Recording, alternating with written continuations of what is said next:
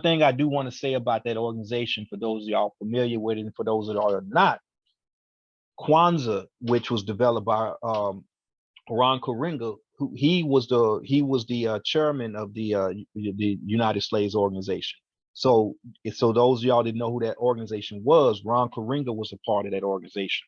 Without dealing with the aspects of some of the things that are out there in terms of who he is, what I do want to address is the fact that one of the main reason the FBI created this wage in this war between the two organizations was because on the West Coast, in regards to Panther ideology and the way the Panther Party operated, they wanted to draw a wedge between the ideology of working in the community and embracing people empowerment and people's struggle from they wanted to keep that separate from the cultural identity and the cultural fight. Because what happens is when you separate doing the work of empowering the people and creating that level from the ideology of what it means to be black in black empowerment, then you have a situation to where we actually can end up propping up situations in conditions of imperialism, but not ever addressing our true root issues of identity. And by not addressing or attaching an identity to a cause, it basically causes that cause to not have the meat and the girth and the power that it should have. Ebonic barbaric hieroglyphs, I spit my gifts, shift your surface with vernacular skill. The raw is near, touching down like meteors, none other than black gods. Stones in my timepiece coming from black stars.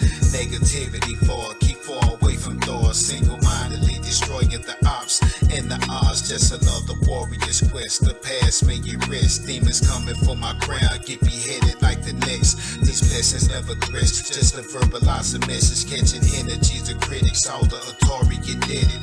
Pray I stay alert on the field, be skillmatic in anything my enemies deal. Be dead actions, I proceed just like I lead beneath it. So many seasons when it's our time to align stars, so spirits lead. Who could war with me? Catastrophically or audibly, given no choice by God's law. I'm Lucifer on streets. All right, power to the people, everyone. More power to the people. All right, can y'all see what we got up? Yes, sir. Okay. All power to the people. All right, we're just gonna begin by basically describing Black August here. So Black August began in 1970s to mark the assassination of the imprisoned Black Panther author and revolutionary George Jackson during imprisoned rebellion in California. It is a time to reverence and honor political prisoners, freedom fighters, and martyrs of the Black freedom struggle. This is the month we commemorate all political prisoners who have helped us understand the part of our fight to address the injustice systems of preschool to prison pipeline. Our collective freedom obligations also include abolishing the state's capacity through incarceration, policing, and surveillance to disrupt communities and diminish principled struggle against unjust status quo. Black August is a reminder to raise the consciousness of black psychology and direct action through the power of unity and the personal accountability mandate to continue joint struggle against systematic and systemic oppression, downward imperialism. One thing I do want to make note here, and I believe y'all can see when I highlight something, Black psychology. Raise a consciousness of Black psychology. Black psychology, people, is not what you may think it is if you're not familiar with it, because we're talking about Black August. But what Black psychology is also referred to as dark psychology. What it deals with is the study of psychological warfare techniques that are used, whether it be on an individual, family, or community, or collective, or the masses. And dark psychology, or what's referred to as Black psychology, goes into that study. Some of it deals with neurolinguistic programming. Some of it deals with other techniques and art and concepts that just basically are used to imprison you psychologically and mentally, and cause certain types of behavior patterns to, at that point, become automatic, and the population will basically in prison itself in terms of the way it operates. When you talk about dark psychology, it's a monster, and one of the major programs and latchkey programs and things that spearheaded off of that was the MK Ultra. So if y'all are not familiar with that, I would definitely suggest y'all just type in the word dark psychology, and you'll find all kinds of stuff that'll pop up on the internet and on and as far as books that you can get that goes into the study and science of it. One book that kind of deals with the tip of the iceberg of it that most people may be familiar with would be Robert Greene's 48 Laws of Power. And so that kind of talks about it in just a real tip of the iceberg concept. But I definitely suggest that everyone is aware of it, because when we talk about Black August, we're talking about basically, again, recognizing the plight that we've had, our people have had to try to work toward freedom and work toward fighting oppression.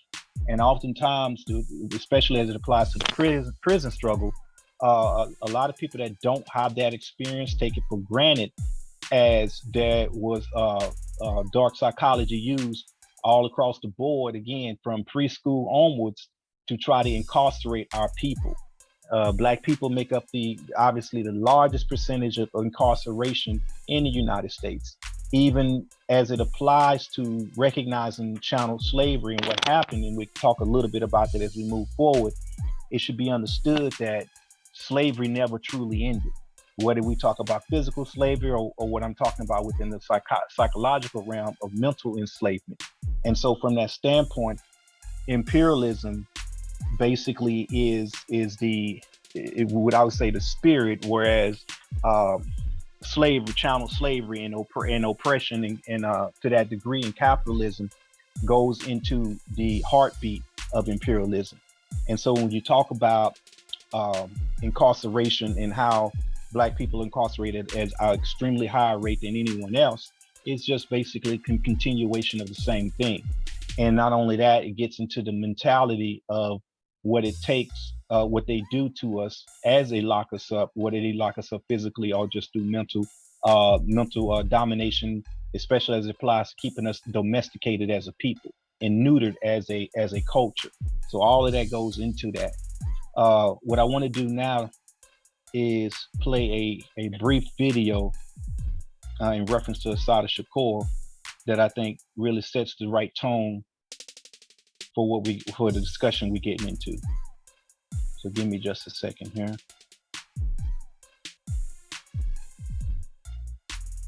Can y'all see what I got on the screen? Oh. Yes. Actually, hold on. I have to do one more thing. I have to share the sound. There we go. All right, so let me play this video here. It is our duty to fight for our freedom. It is our duty to win. We must love each other and support each other. We have nothing to lose but our chains. Assata Shakur. It is our duty to fight for Who was Assata Shakur? The answer to that question is complicated, and it depends on who you're asking. If you're asking the New Jersey State Troopers, they'll tell you that Assata, or Joanne Chesimard, is the cop-killing mother hen of the Black Liberation Army and a former member of the New York Black Panthers. If you ask the FBI, they'll tell you that she's a domestic terrorist, the first woman they ever placed on their most wanted list, and currently has a $2 million bounty on her head for her return from Cuba, where she's currently exiled. It is our duty to win. But when you ask the people, you get a different story. The voices you've been hearing have been from young protesters around the US and even here in London, quoting what is known as Assata's chant. The chant, along with t-shirts and posters with the phrase Assata taught me, have been a rallying cry at protests run by Black Lives Matter and other newer movements for social change. But when you talk to former members of the Black Panther Party, they'll tell you that while they love Assata's words being carried on by a new generation, they worry that it's often being done without taking into account the revolutionary tradition and history her and her comrades were fighting in. A fight that saw the FBI-led counterintelligence program illegally spy on, kill, and imprison many of her comrades, some of whom are still in prison to this day. One thing they'll all tell you is that on May 3rd, 1973, Asata and two of her comrades, Zaid Malik Shakur and Sundiata Rakoli, were driving down the New Jersey Turnpike, but they were pulled over by two state troopers, Trooper Harper and Trooper Forrester. At one point in what was alleged to be a routine traffic stop, shots were fired. Did you shoot Werner Foster? No, I did not. Zaid Malik Shakur and New Jersey State Trooper Werner Foster were both killed in a gunfight. Sundiata Rakoli, who was driving, briefly managed to escape, but Asata, who was shot and badly wounded, was taken into police custody. Over the next few days, Asata would be tortured and tormented at the hands of the New Jersey State Troopers while in hospital. According to Asata's aunt and lawyer, Evelyn Williams, the New Jersey officials developed an impenetrable barrier of bureaucracy in order to prevent her from seeing Asata, who she called Joey at the time. The first time Evelyn attempted to visit her niece and client Joey, she was told that her condition was too critical to permit visitors no matter who they were. Evelyn was also told that even if Joey's condition improved, she would need direct permission from the sheriff's office, which was located in Middlesex County Jail, in order to see her niece. When Evelyn arrived, the sheriff wasn't there. Evelyn was then told that even if the sheriff was there, the state troopers would need to approve the visit, and so she would have to go down to the state police administration's building. And when she got to the State Police Administration's building, they told her that the person that she needed to see was occupied, so she would have to see them, quote, tomorrow or some other time. Evelyn later learned that while she was being sent on this goose chase, her niece, Joey, who was supposedly too sick to be seen by her family and her lawyer, was arraigned on 6 pages of charges by the New Jersey officials. After eventually seeing a Superior Court judge, Evelyn was granted permission to see Joey in hospital. And despite her very serious injuries and the upcoming legal battle, Joey made it clear to Evelyn that she wanted to put out a statement on July 4th. While she was initially apprehensive about this, Evelyn came to understand that Joey's political responsibilities were paramount to who she became. As Evelyn held the microphone close to Joey's mouth and listened to what she said, she finally saw her for what her African name represented. Asata, which means she who struggles, Oligbala, which means for the people, and Shakur, which means the grateful. Asata made the following statement. Black brothers, black sisters, I want you to know that I love you, and I hope that somewhere in your hearts, you have love for me too. My name is Asata Shakur, slave name Joanne Chesimard, and I am a revolutionary, a black revolutionary. By that, I mean that I have declared war on all the forces that have raped our women, castrated our men, and kept babies empty-bellied. I have declared war on the rich who prosper on our poverty, the politicians who lie to us with smiling faces, and all the mindless, heartless robots who protect them and their property. I am a black revolutionary, and by definition, that makes me part of the Black Liberation Army. They call us murderers. But we do not control or engineer a system of racism and oppression that systematically murders Black and Third World people. Although Black people supposedly comprise about 15% of the total American population, at least 60% of murder victims are Black. For every pig that is killed in the so-called line of duty, there are at least 50 Black people murdered by police. Black life expectancy is much lower than white, and they do their best to kill us before we are born. We are burned alive in fire trap tenements. Our brothers and sisters OD daily from heroin and methadone. Our babies die from lead poisoning. Millions of Black people have died as a result of indecent medical care. This is murder. But they have the gall to call us murderers. They call us thieves and bandits. They say we steal, but it was not we who stole millions of Black people from their continent of Africa. We were robbed of our language, of our gods, of our culture, of our human dignity, of our labor, and of our lives. They call us thieves, yet it is not we who rip off billions of dollars every year through tax evasions, illegal price fixing, embezzlement, consumer fraud, bribes, kickbacks, and swindles. They call us bandits, yet every time most Black people pick up our paychecks, we are being robbed. Every time we walk into a store, in our neighborhoods, we are being held up. And every time we pay our rent, the landlord sticks a gun in our ribs. They call us thieves, but we do not rob and murder millions of Indians by ripping off their homeland, then call ourselves pioneers. They call us bandits, but it is not we who are robbing Africa, Asia, and Latin America of their natural resources and freedom, while the people who live there are sick and starving. The rulers of this country and their flunkies have committed some of the most brutal, vicious crimes in history. They are the bandits. They are the murderers, and they should be treated as such. These maniacs are not fit to judge me, Clark, or any other Black person on trial in America. Black people should and inevitably must determine our destinies. Every revolution in history has been accomplished by actions. Although words are necessary, we must create shields that protect us and spears that penetrate our enemies.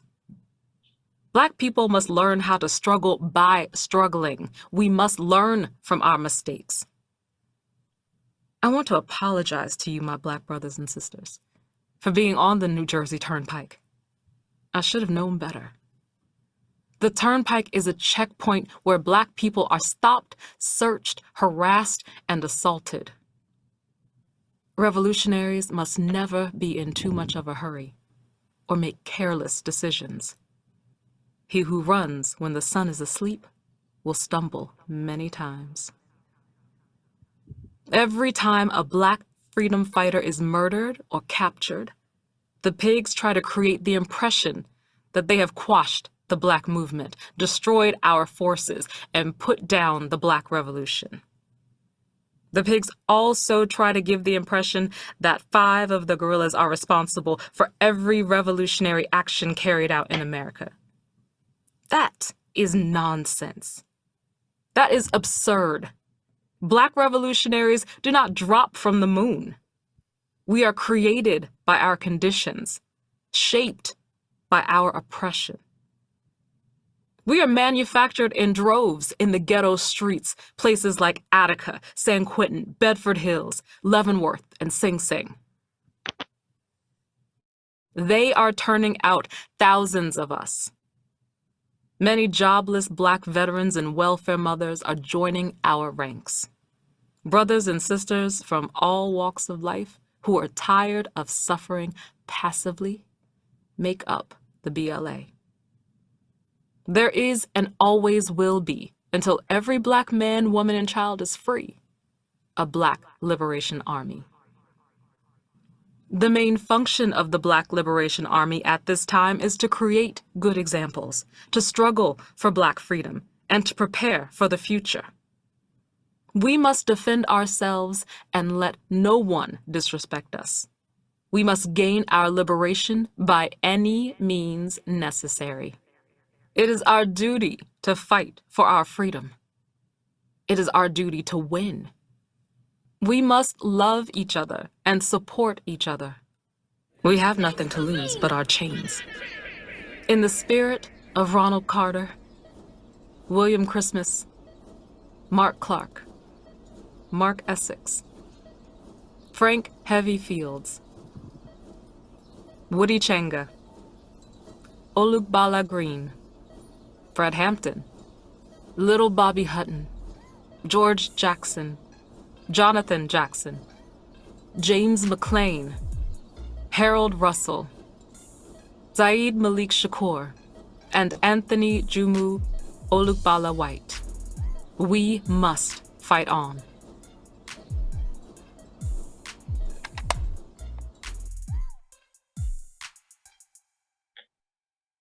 right, just a second.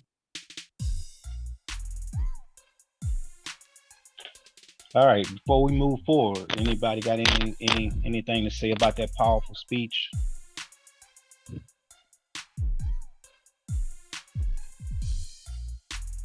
Y'all still with me? Yes, sir.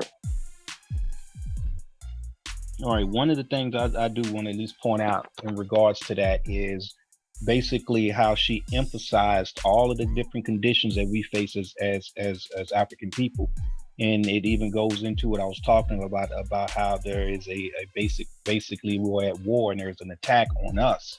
So the conditions of war that create oppression drives the people to basically go into a self-defense mode, which is how you get a lot of the operations of what was taking place with the Black Liberation Army. And those conditions of recognizing that we are at war is some of the problems that I think she was addressed when it was spoke on how people are chanting or basically dealing with from a nostalgia perspective the images of Assata Shakur or the Black August commemoration, but not necessarily embracing the struggle that that generation went through as it applies to being pushed in that position.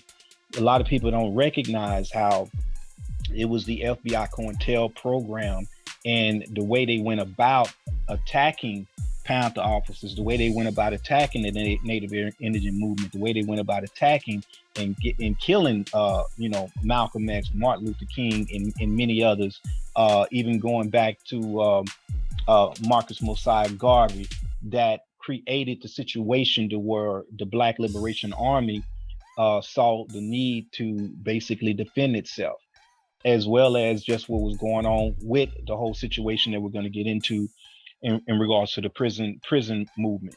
And so from that standpoint, it's real important that those of us that are active now in grassroots organizing, active now in dealing with, the continuation of the struggle for freedom, the struggle for liberation, and struggle from a mental as well as physical enslavement, that we recognize what is at stake by not participating. I think what's real important, and to me, the whole point of bringing out to the masses what's happened with Black August and getting people to recognize it and study our movement from that standpoint is so people can learn to accept their accountability in terms of the way the world is going. There's a saying, a principle that I live by that I like to share with everyone in terms of what we should all know. You are accountable for your actions as well as your inactions.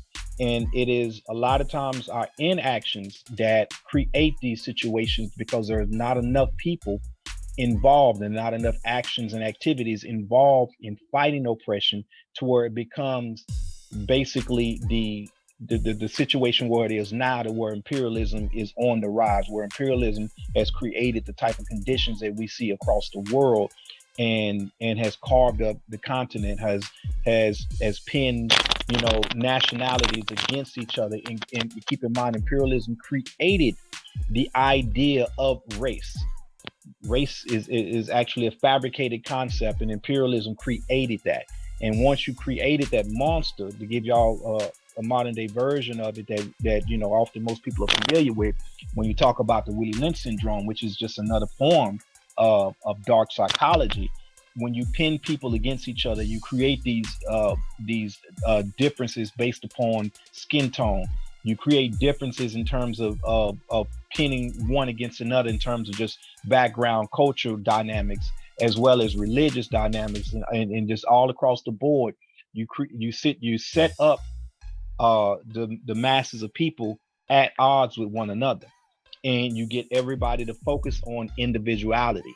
That's one of the things that also is real strong right now, just on a lot of the younger generations in terms of not being aware of certain forms of psychology. Psychological warfare is the concept of the universal identity, which basically means that to the utmost ability, everything that has to do with the individual are the freedoms that we should be embracing as an American. And with that mentality, people don't think about the cultural dynamics and how we have conditioned ourselves and lost sight of our plight as a collective people. And by forcing people to think only in terms of themselves as individuals, causes us to not be able to know what it means and how it means to actually have collective struggle and synchronize for the sake of direct action to fight oppression on a larger scale. It is that individuality that allows a small group of people to control over 90% of the world's resources and wealth, because operating at that caliber, once something becomes monopolized, an individual does not have power over it, but a collective would have power to make change. So one of those, I just do want y'all to keep that in mind as we move forward when we talk about just the concept of solutions and what we can do now to continue the fight in the fight. So in describing the details that led to the recognition of Black August, on August 7, 1970, George Jackson's younger brother, who was 17, Jonathan Jackson, raided the Marion Courthouse and tossed guns to prisoners William and James, who in turn invited Ruchel to join them. Ruchel seized the time as they attempted to escape by taking a judge, assistant district attorney, and 3 other jurors hostage in a move to expose, and that was the key here, is what you have to recognize, in a move to expose the public to the brutality of racism and prison conditions, and to free the Soledad brothers, who was George, John, and Pleta. And the point there was recognizing that the injustice system is basically locking people up the way they was. His brother was frustrated. His brother felt some form of direct action needed to be taken. In discussing this, moving forward, basically the police had set up a roadblock outside the Civic Center in anticipation of the group leaving. And as Jonathan Jackson drove away, a shootout occurred. Jonathan Jackson, William, and James, and Judge Haley were killed, but Ruchel survived. McGee survived, and to my knowledge, is still in prison to this day. August the 21st, and we're dealing with events that took place in August. That's kind of the theme I want to highlight for y'all to recognize in terms of what we're talking about. So August the 21st, 1971, George Jackson, Black Guerrilla family, a co-founder, prison rights movement leader, and author, was assassinated by guards during a rebellion in San Quentin State Prison. At the time of his murder, Jackson had served a 10-year on a 1-year to life sentence for stealing $70 from a gas station. 7.5 of those years were served in solitary confinement. In 1970, while in prison, Jackson, Feta, and John were charged with the murder of prison guard John Mills. The 3 became known as the Soledad brothers. That same year, George Jackson published his book, Prison Letters of George Jackson. So that is those elements where you talk about Jonathan Jackson and George Jackson, and then Angela Davis was even a part of the conscience of this movement, because supposedly the guns that Jonathan Jackson had used in the attempted liberation move, liberation move, were registered to Angela Davis. So when we talk about this, these are the things that kind of led to the recognition of what it means to deal with Black August and to recognize Black August for what it is. Any questions before we move forward? No comments?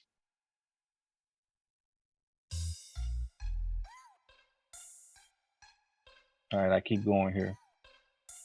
So what I want to do now is talk a little bit about revisiting moments of war. In other words, when we talk about that, it's going into some of the same concepts that Assata Shakur talked about as it applies to the month of August, and recognizing, chattel slavery, and recognizing the path of warfare that's been charged against our people. So on August the 12th, 1492, Christopher Columbus arrived at the Canary Islands on his first voyage to the New World. which basically began to start the Ma'afa.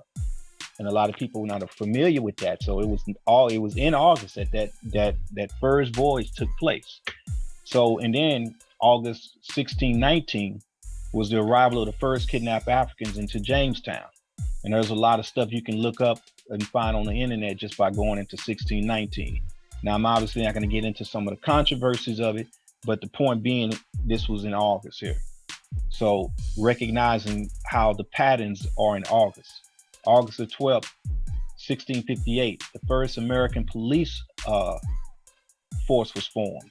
And that's an important thing right there in New Amsterdam, because when we talk about the police force, you're talking about a situation that basically deals with and protects the class system and protects systematic oppression from the standpoint of making sure that the elite class, for the most part, the elite class have the ability to wage war against the population.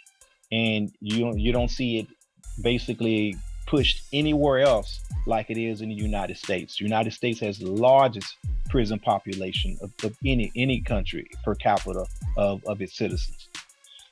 Now, in Haitian Revolution, which is August the 14th, 1791, which is when it began, and was the largest and most successful rebellion by enslaved people in the Western Hemisphere. The uprising ended in 1804 with Haiti declaring its independence from the French colonial rule and ended the chattel slavery in that area and became the first Black republic in the world. That's a very significant and important situation there, an event.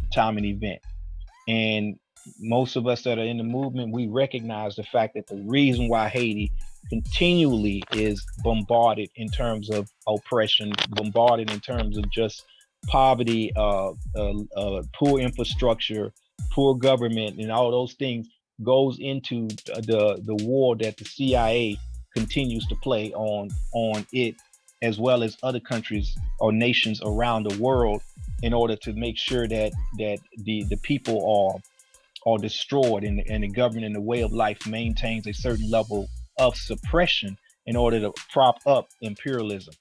And so Haiti constantly suffers from that type of fight.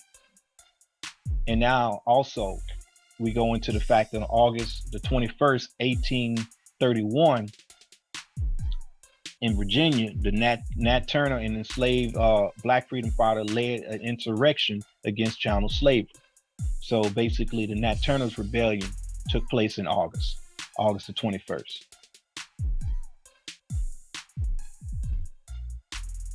Fugitive Slave Law Convention was held between August the 21st and 22nd, 1850.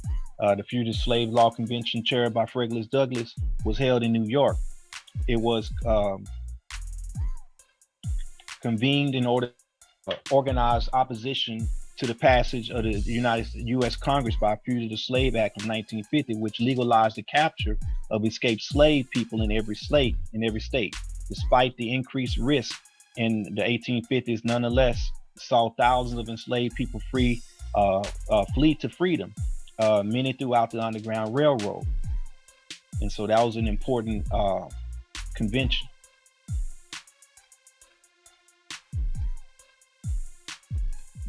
Another super important thing here,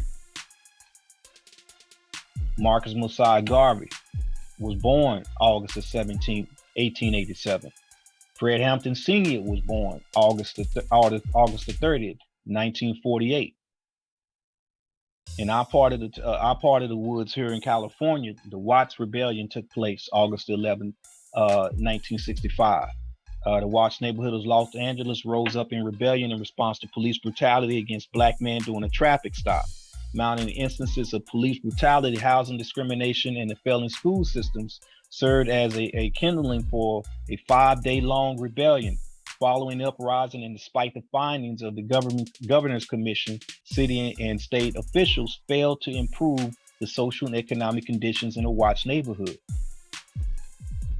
And so we see that from that standpoint, we're constantly just looking at the chain of events that we discussed. We see a constant move that was made to create conditions that put us at positions of war.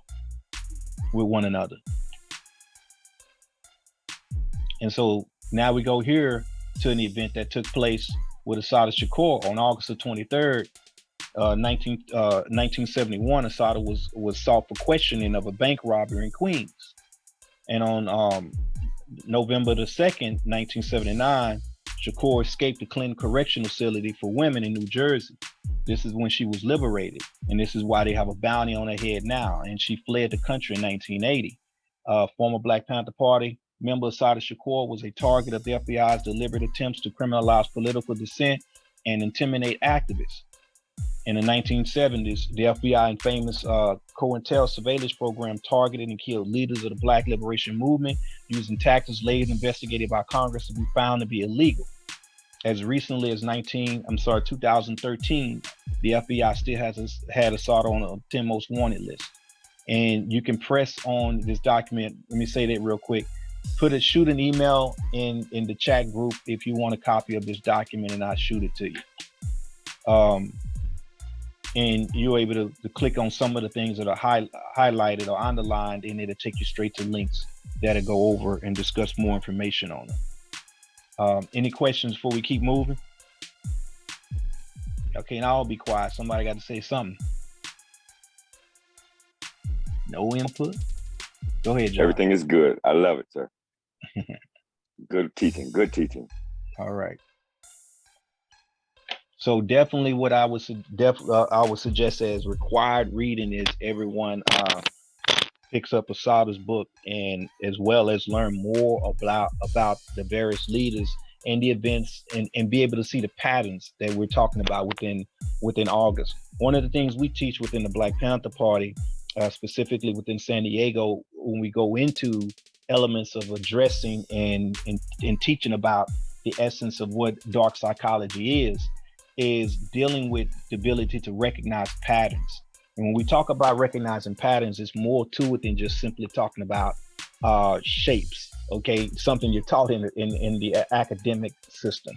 But when we talk about patterns, is being able to recognize what we call historical markers, as well as events, as well as calculated moves that create situations to where the masses of the people look up and don't recognize how they've been bamboozled, don't recognize how they've been played, don't recognize how we've been quailed to not have the fighting spirit. And this fighting spirit is what allows us to be able to address elements of oppression.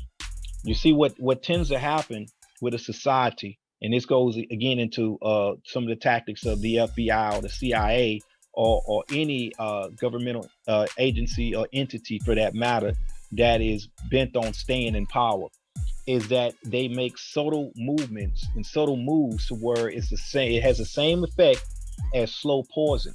To give you an example on that, is just like how if you were given a poison over a period of time to where it expands out a year, by the time you recognize something is wrong with your system, your entire system is too weak to, at that point, to fight it back and keep the body alive. Well, that slow poison technique applies also to mental and spiritual warfare and psychological categories, as we see. And so what happens here is, as you inject poison into the consciousness of the people, it destroys their ability to have the audacity, have the know-how, have the willpower, have the vision, and have the readiness to fight oppression at high levels or consolidated levels. And so again, one of the things that, or one of the what I would refer to as one of the tools of oppression as it applies to that's being utilized through, especially through social media now, deals with creating individualism. A lot of times we don't recognize through the subtle poisoning of our minds and our way of life, how some of the certain things that we embrace and take for granted and jump on, especially as it applies to technology, how these tools are actually weapons or become weaponized against a population. Because when you create a situation to where you have so many outlets of pacifications, these pacifications cause people to basically be slaves of the technology and slaves of the things that they desire. And by desiring these things, these take the will and the fight out of a people as well. And it preoccupies your mind with so many different things to keep you away from true knowledge of self and true knowledge of culture and true knowledge of way of life that will cause the people to unite and come together.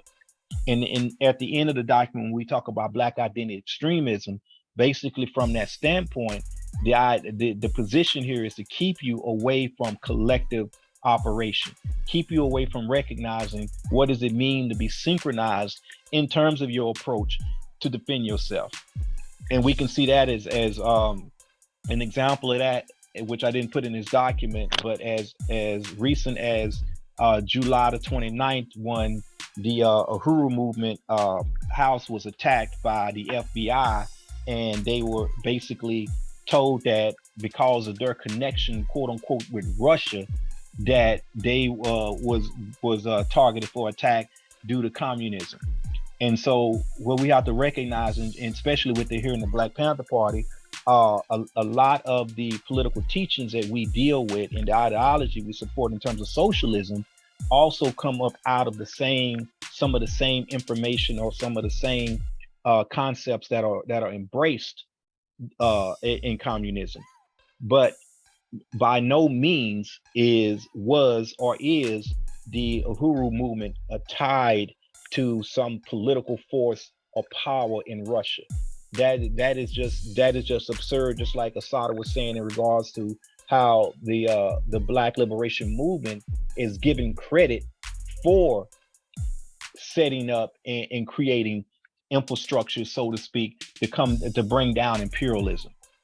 And so it's important to recognize a lot of the way attacks happen. And so again, going into what I was getting at in terms of warfare that's been used against our people and played against our people, we have to know that we have to be accountable for doing our part. One of the other organizations that I think is important here that we want to talk about as it applies. So in 1971, August the 18th, the FBI and the Jackson Police Department attacked the RNA, which is the Republic of New Africa government residence, with arms, tear gas, and a tank. Now, mind you, they took a tank to this place. One Jackson police officer, William Skinner, was killed, and one patrolman and FBI agent was wounded, but there were no RNA casualties. 11 Republic of New Africa government officials, including President Amari Obadele, and 3 women were arrested and tried for murder. Now, what's important about the Republic of New Africa is, so just real brief for those that are not familiar with the organization, and I would suggest again, you go online and look into that, is that the Republic of New Africa stands for and has a government wing division of it, the provisional government, and they have a constitution written called the Code of Umoja. And the Code of Umoja basically talks about the fact that basically every African is a new African here in the United States. As a new African, you're basically charged with fighting for your independence, fighting for your liberation. And there was 5 states that should be designated for Africans here on the stolen land of the United States, to where we can practice and perform self-determination as a people. And so from that standpoint, it's all about moving us to be away from being neutered as a people, and recognizing the fact that in order for us to ever overcome the condition that we're engaged in terms of being oppressed through warfare, is that we must be able to and willing to separate ourselves for the sake of improving ourselves. And a lot of times what people don't recognize, and especially as we've been come to fear it, is the idea of separation.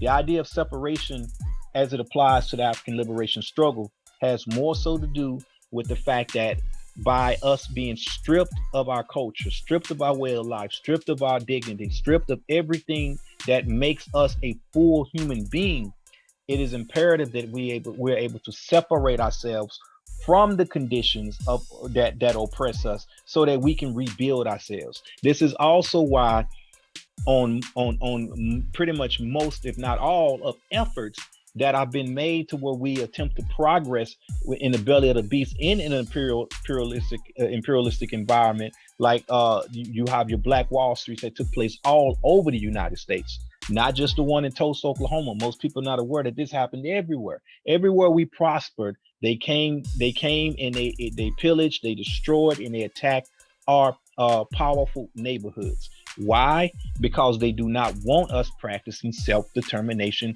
collectively. Because as we do that, especially in this modern day time now, when we look at Africans, captive Americans being the largest consumer base within the United States as per capita as a people, that consumer base is again what keeps imperialism alive. So when our people wake up and start actually circulating the dollar within our own communities, when we wake up and we actually start building means of production, as opposed to simply being the ones that spend every cent we get as soon as we get it, and then the money just kind of goes straight out the door and never actually builds up our base of power from an economic standpoint, from a political standpoint, and from an environmental standpoint. Once we learn and start operating from that position, that alone, without us even attempting to directly attack imperialism, will weaken severely the imperialistic structure. When we have our own communities to that degree and our own infrastructures to that degree, that alone will abolish the ability to substantiate the injustice system and the criminal justice system, for that matter, because they depend upon all of they depend on the high rate of Black people being incarcerated in order for this thing to the wheels to keep turning. And so as we learn to isolate ourselves and separate ourselves from the conditions of oppression as a people and operate just within our own confounds so that we can build self-determination, those having that mentality of just simply want to have your own and build up your own will cripple this society. Therefore, as a result of recognizing how imperialism wants to sustain itself, wants to keep moving, wants to stay alive, the attacks that take place in the war that is waged against us as a people is something that is constantly being done. And a lot of us don't see it directly. We see elements of it. When people talk about police brutality, that is really a lot of times that is just individual acts of aggression based upon people that are protected by a system of entitlement. And so therefore, these people thinking that they're above the law and being the ones that control the law, they are able to just go out and attack the sheeple.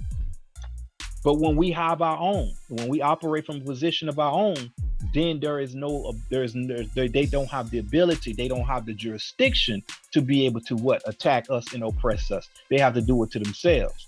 And so from that standpoint, we have to recognize how when we think from the standpoint of liberating ourselves physically, mentally, and spiritually from our oppressor, it's not out of forming some mentality of what we call what's been coined incorrectly, a Black version of the KKK or racist account or racist act to be the same way, but just in a black face. That is not at all. Our position is about self-determination. Our position is about being able to be in control of our own destiny. We're not attempting from that standpoint to bring down anybody else. We just want to be in control of our own. But what you have to recognize is by wanting to be in control of your own, weakens a system that depends and is solely dependent upon your inability to be able to recognize your own position of wealth. So in essence, what they do is they capitalize, using the word capitalism, they capitalize off of our ignorance. They capitalize off of our inability to be able to do for self. They capitalize off our ability, off of the wealth that we have collectively, that we send to our churches every Sunday, that we spend at department stores all the time, that we spend on entertainment, that we spend on all of the things that pacify us based upon conditions of trauma that cause us to not want to face the situation, but find forms of escape.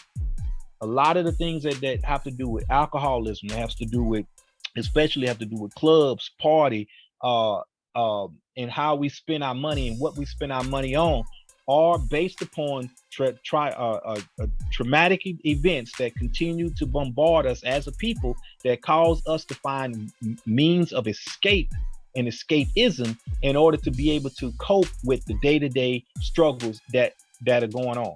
And that cycle of cope causes us to have levels of high spending and high consumerism, and causes us to not know what it means to actually build wealth for ourselves as a nation and as a people.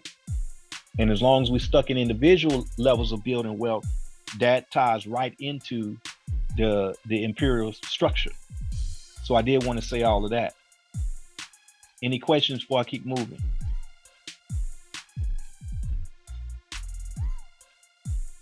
All right, let me go to the next part.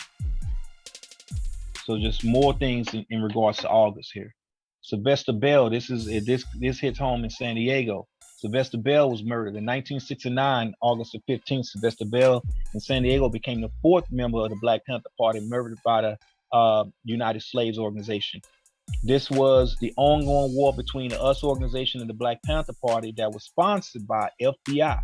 On August the 29th in San Diego, U.S. office was bombed and was blamed on the Black Panther Party. Another tactic that was carried out by the FBI, and the Black Panther Party was framed, which continued to fuel the war. One thing I do want to say about that organization, for those of y'all familiar with it and for those that are not, Kwanzaa, which was developed by Ron Karenga, he was the chairman of the United Slaves Organization. So those of y'all didn't know who that organization was, Ron Karenga was a part of that organization. Without dealing with the aspects of some of the things that are out there in terms of who he is, what I do want to address is the fact that one of the main reason the FBI created this wage in this war between the two organizations was because on the West Coast, in regards to Panther ideology and the way the Panther Party operated, they wanted to draw a wedge between the ideology of working in the community and embracing people empowerment and people's struggle. They wanted to keep that separate from the cultural identity and the cultural fight. Because what happens is when you separate doing the work of empowering the people and creating that level from the ideology of what it means to be black empowerment, then you have a situation to where we actually can end up propping up situations in conditions of imperialism, but not ever addressing our true root issues of identity. And by not addressing or attaching an identity to a cause, it basically causes that cause to not have the meat and the girth and the power that it should have. And so the Black Panther Party itself there was a divide between the East Coast and the West Coast, whereas on the East Coast, and a lot of people are not familiar with that when we talk about the Black Panther Party for self-defense that was established on the West Coast, the East Coast had already had a Panther operation. Stokely Carmichael came up out of a stick movement and came up out of the Laos County, Alabama organization of the Black Panther Party. And then you had a New York chapter of the Black Panther Party before Huey started his version on the West Coast. And on the East Coast, the Black Panthers were all had African-centered names and were heavily involved in African consciousness. So the FBI wanted to make sure that level of empowerment did not spread and stay connected across the United States. And therefore, when they focused their attack on the different aspects of organizations that were working together and merging in terms of being able to be a united force on the West Coast, they came in and created that wedge and can basically cause us to fight against each other. And again, by not being aware of these tactics that were going on at that period in time, not knowing about dark psychology, not knowing about how we are being waged at war against each other, we fell victim to that. And again, we still are falling victim to certain forms of this, just more subtle in terms of their approach. And so it's important that we recognize this stuff and that we hold ourselves accountable for being students of revolution, students of history, and students of what's going on in order to fight these things from continually happening. Now, just moving here forward to more modern situation that most of y'all, all of y'all actually should be familiar with, the Ferguson uprising. On August the 9th, 2014, Michael Brown was murdered by a white police officer in Ferguson, Missouri. The collective grief and outrage of yet another Black life taken by state-sanctioned violence incited a community-led uprising and inspired nationwide and international protests, as well as a formation movement for Black lives. And what's important about this, again, we're highlighting situations and things that have happened in August. This alone here, as well as the stuff that we've already covered in regards to August, should let y'all all know about the importance of Black August and the symbology of Black August as it applies to us standing up and fighting for our rights and fighting for liberation and making that a lifestyle, not just something we commemorate in August, but in essence, August is when we really give credence to the situation simply because of what happened with Jonathan Jackson and George Jackson and the Soledad brothers. But the month of August itself signifies a lot of the attacks and a lot of the conditions that created what we are dealing with as a people. And one of the things I want to bring up again, from modern standpoint here, is Black identity extremism. A lot of people feel like this is something that died out or was suppressed or dealt with when it got exposed. But no, this is an ongoing attack that is taking place, and basically this is just the tip of the iceberg in terms of our recognition of it. So on August the 23rd, 2017, Black identity extremists first appeared in the FBI counterintelligence report and sent to thousands of police departments and described safety concerns about the alleged violent African-American activists. Black identity extremism was designation used by the Federal Bureau of Investigation from August 2017 to July 2019. As white supremacists prepared to descend on Charlottesville, Virginia in August, there you go. In August, the FBI warned about the new movement that was violent, growing, and radically motivated. Only it wasn't the white supremacists, it was the Black identity extremists. In December 2017, Rakeem Bougalan was with the Dallas chapter of the Huey Gun Club was arrested, and after he was designated as a Black identity extremist, and was the first person that was arrested under that so-called operation. By May of 2018, all charges against him has been dropped. This is just another example of the modern day COINTEL tactics being deployed against Black population. And so what is important that we recognize is don't get so much hung up on the individual quote unquote programs, like when the word COINTELPRO is used, even though that operation obviously was eradicated in the 70s, it is the essence of counterinsurgency and the operations that are constantly being used and reshaped to attack us as Black people.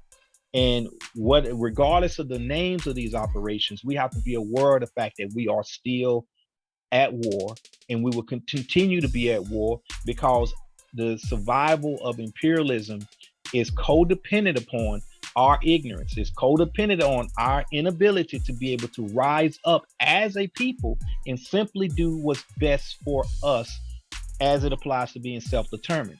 Therefore, for you to study and for you to be concentrating on your Black identity, not anything quote unquote radical, but just simply wanting to focus on learning your legacy, learning your history, learning how to empower your community, learning how to build yourself up, takes away from the bottom line and takes severely away from the criminal justice system.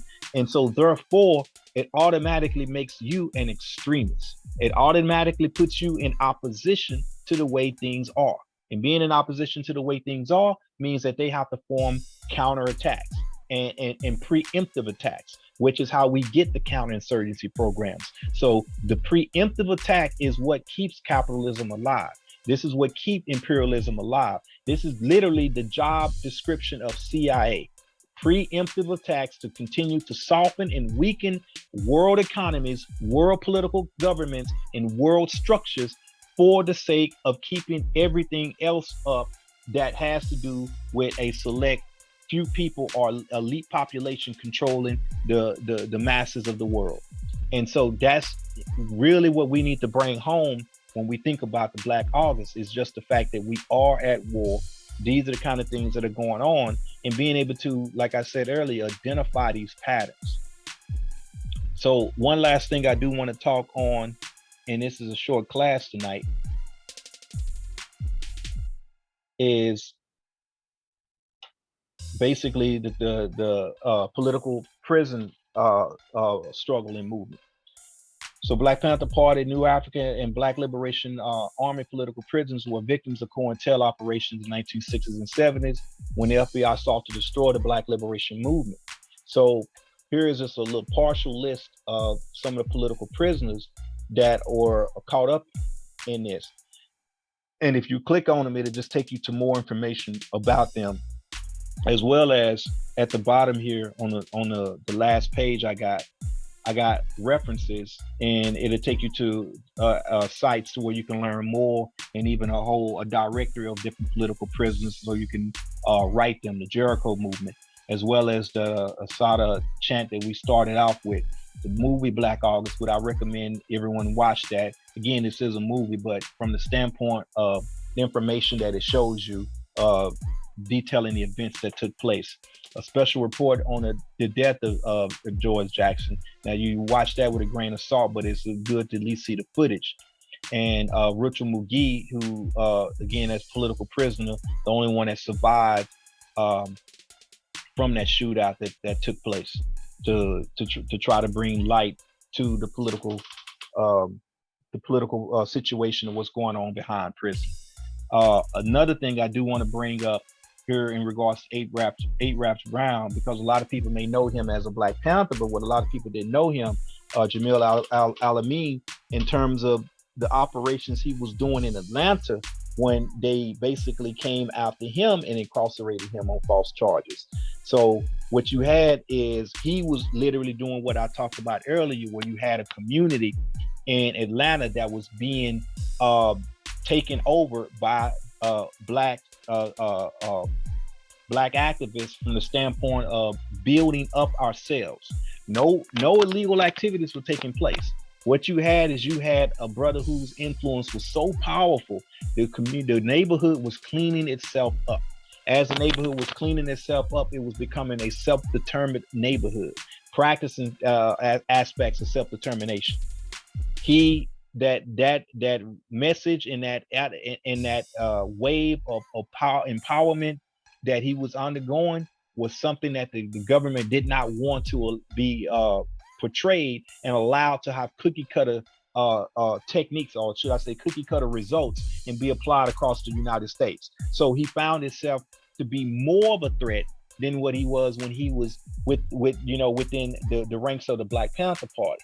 So a lot of the political prisoners, as well as a lot of movements that grew out of the Black Panther Party, is important to recognize, because people also evolved beyond what was going on within the ranks of the Black Panther Party, especially as it was being ripped apart by COINTELPRO. So a lot of the lessons, the studies, and the work that was being done within the Black Panther Party was also being done in individual communities under different operations and different names. And still this happens to this day. There are plenty of OG Panthers that continually do the work of the Panther Party, but as a result of the sting of COINTELPRO, as a result of the sting of a lot of the operations that and traumas that they endured as Panthers, they do not use the name Black Panther Party.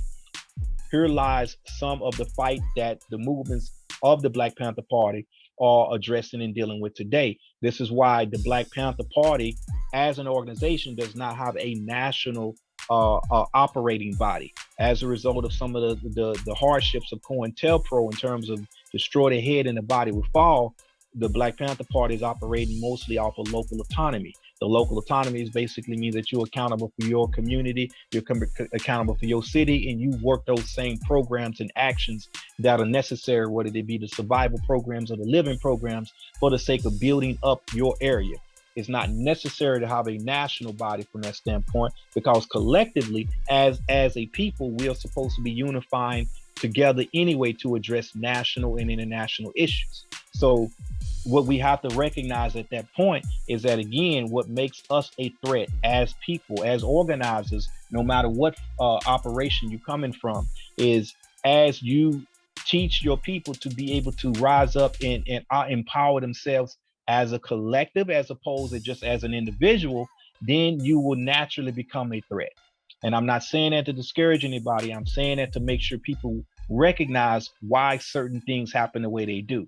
Because once we see these patterns, we really see what's going on. And by seeing what's going on, that really should inspire you to be more active in the movement. Because by you simply wanting to be the best that you can be and have the best for your people, in terms of just wanting equality, in terms of just wanting to be able, again, to do for self and to practice self-determination as an African, as Africans here in the United States, and readdress ourselves with a culture, readjust ourselves with a position of physical, mental, and spiritual power and governmental power, then that in itself automatically puts you in a mode that is counter to what imperialism is.